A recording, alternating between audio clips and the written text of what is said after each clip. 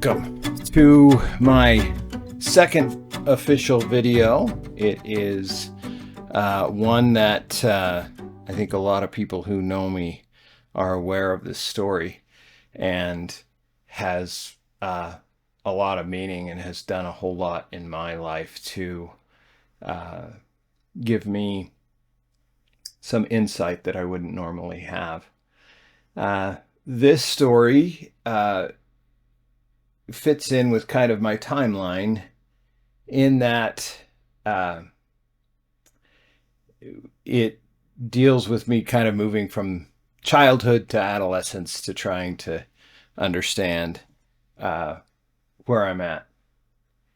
So I hope you enjoy it, and if you have any questions, I guess you can ask me about it. But the Ben I'm referring to in this story is my first cousin, Ben Oldham.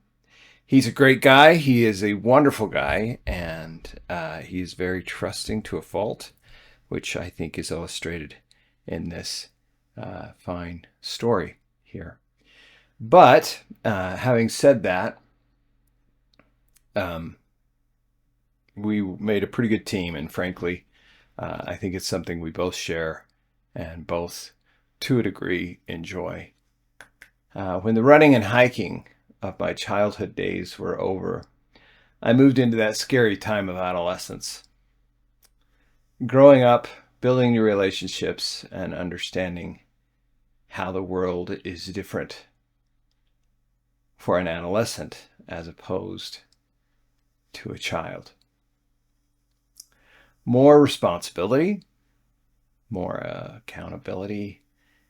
However, greater freedoms also played into that. These traits go hand in hand and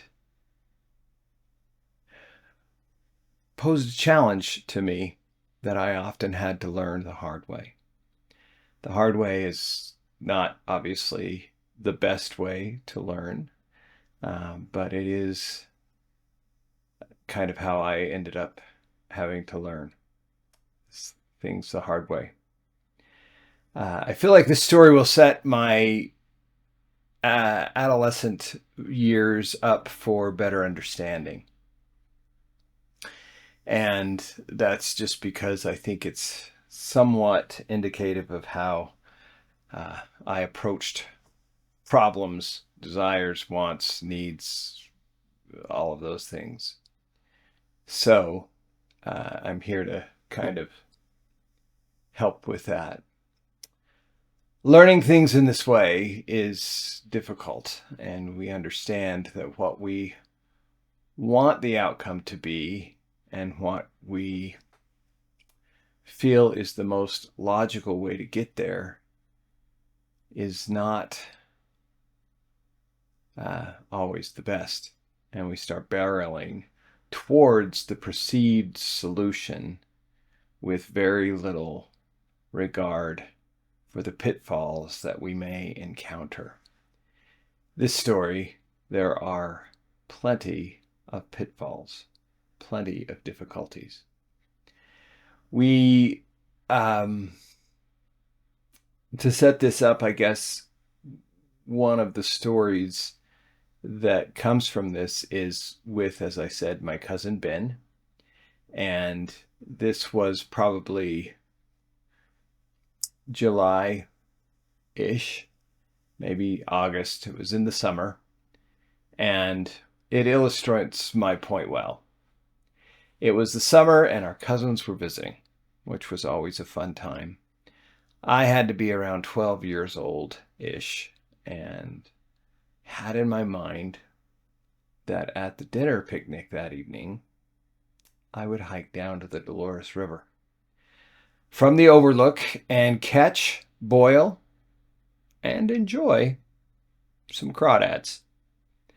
I had heard of people eating crawdads and that they tasted like shrimp, and I loved shrimp, but the caveat there is I loved popcorn shrimp from, say, Red Lobster.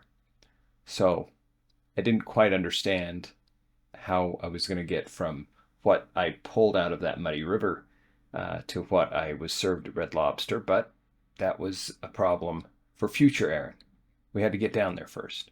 I prepped a backpack at the house with all the supplies needed for a crawfish feast.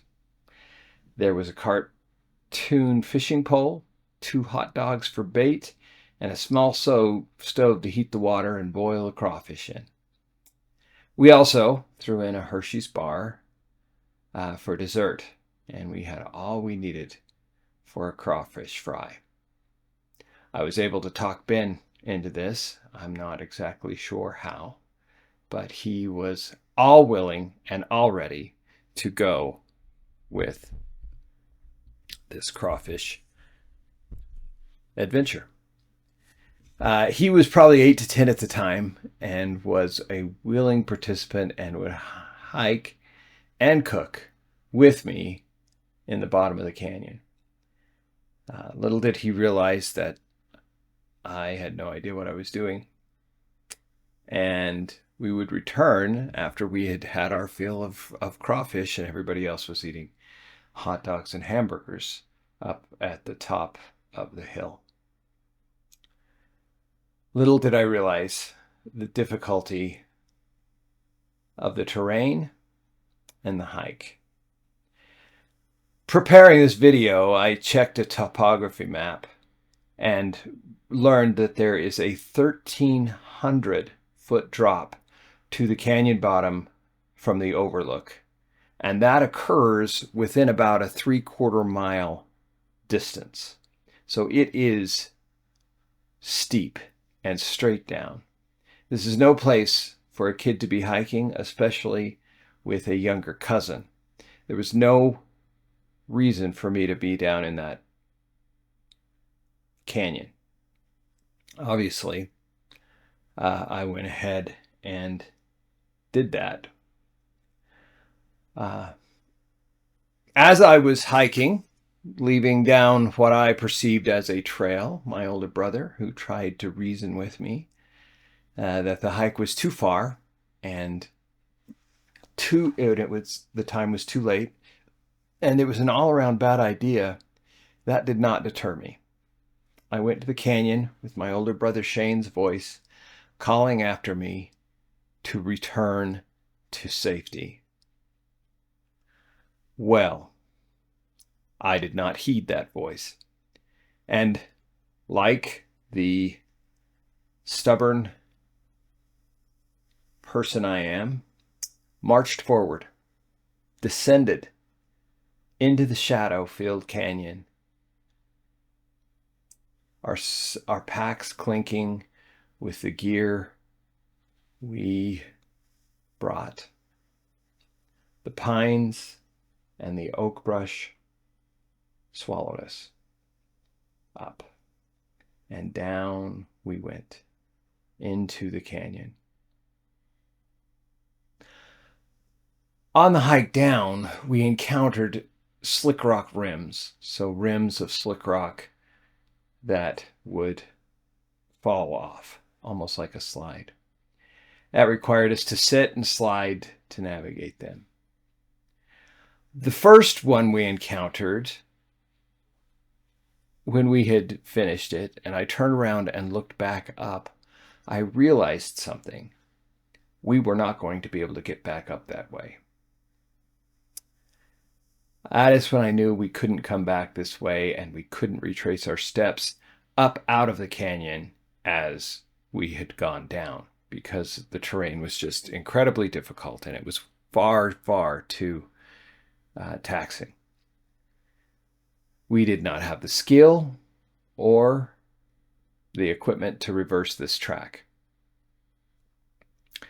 And so there we were, about a quarter of the way through the hike, and we began to feel dread. That dread that you feel when you know something is coming, and often it's your fault.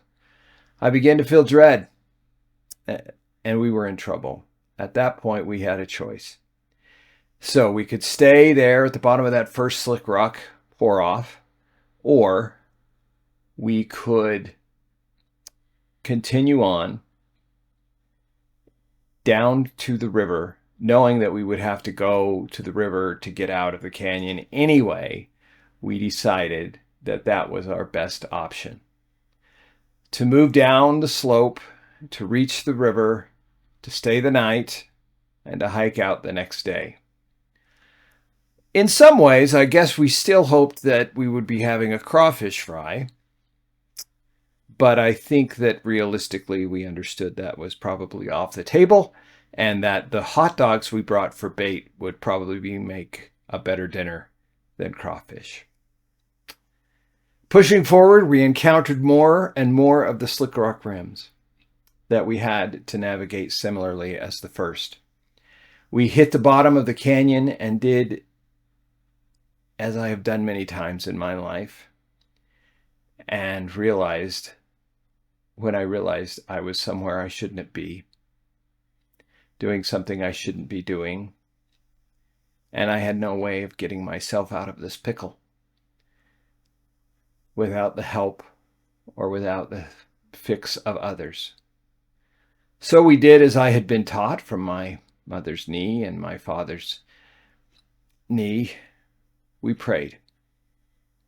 We knelt down and we said a prayer and asked our Father, the grand architect of the universe, for safety, for guidance, for comfort, and for help. Following that prayer, we moved toward the river. We found a bare bank and set to making a fire, staying overnight.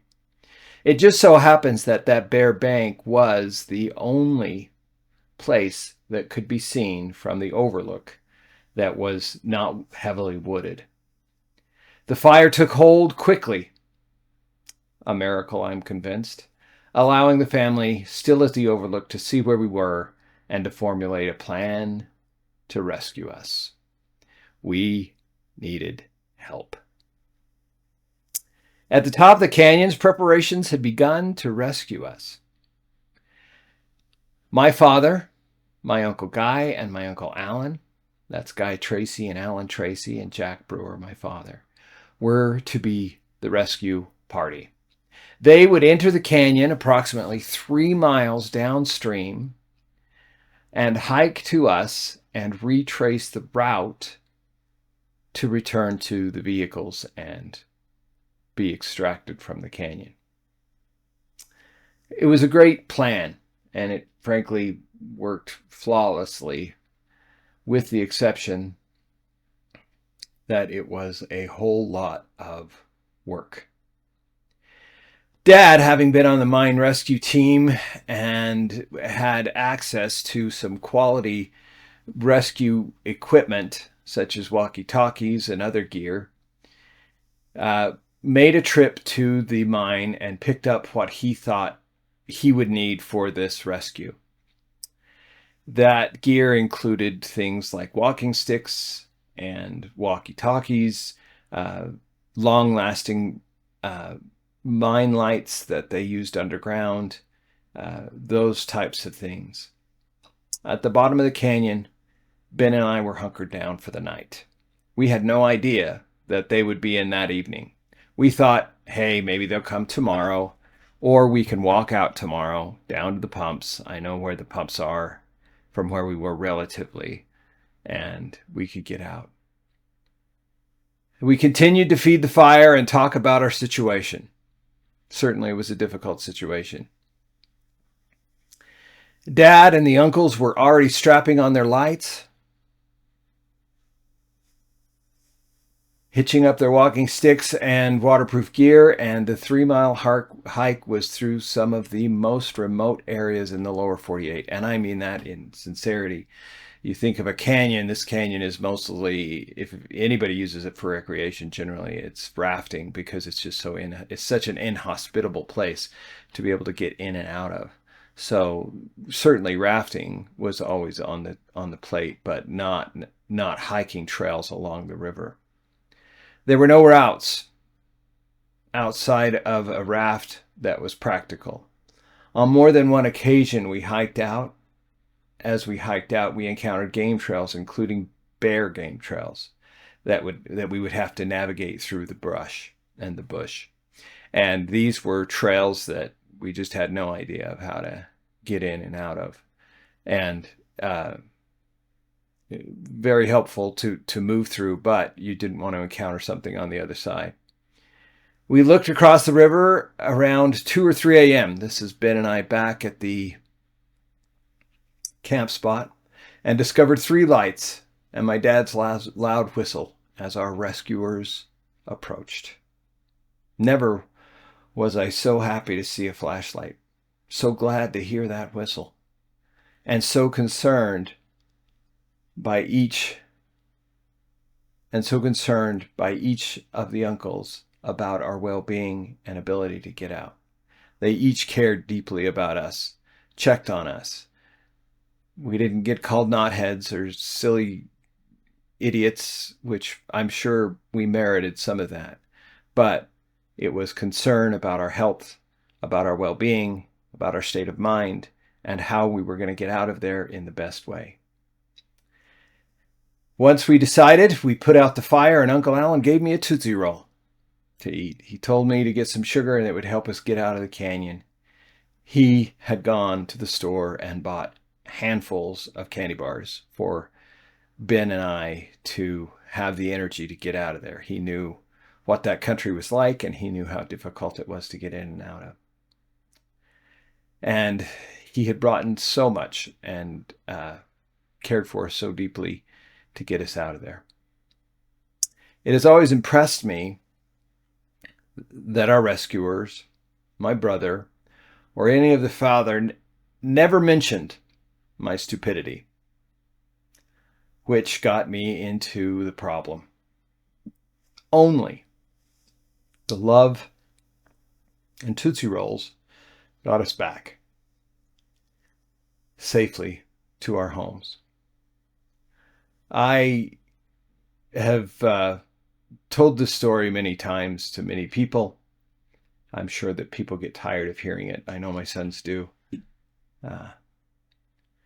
The story seems to be a pattern in my life. And in a way, I have been one who has had to learn lessons the hard way. That is until I realized that it is much, much easier and more efficient to look at things rationally and try to work through them before you get into the middle of a situation you don't get out of by yourself, or you can't get out of by yourself. Always a better idea to have that approach.